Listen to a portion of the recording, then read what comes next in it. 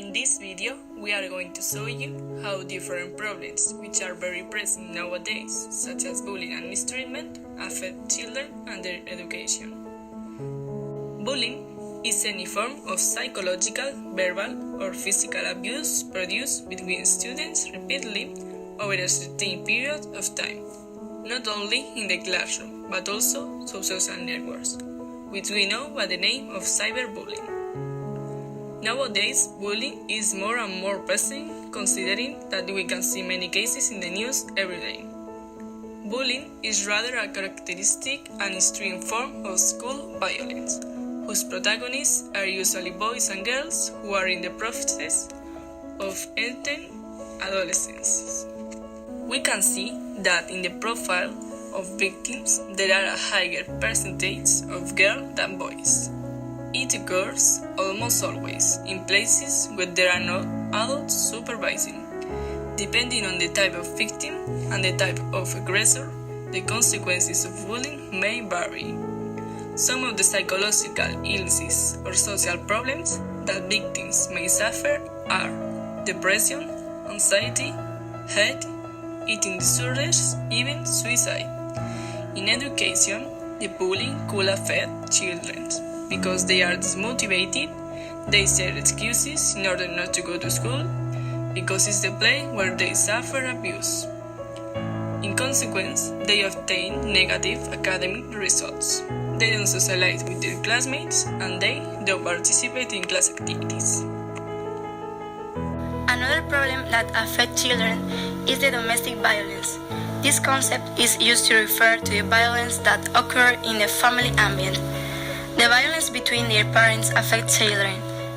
Usually it's male to female, but there are also opposite cases.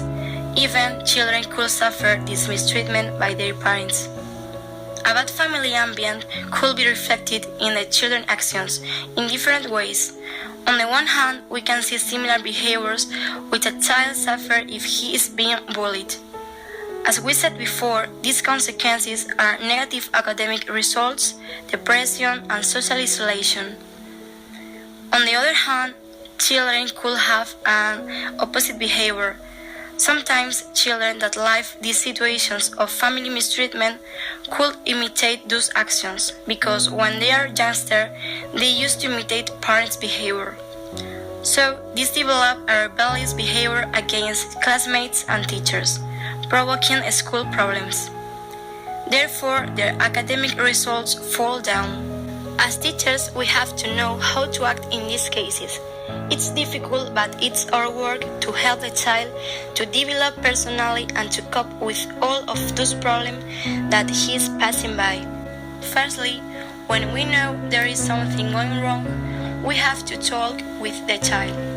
Also, you as a teacher have to have a good communication with the parents of the child. But we cannot do this if the parents are the problem. For example, in the cases of domestic violence.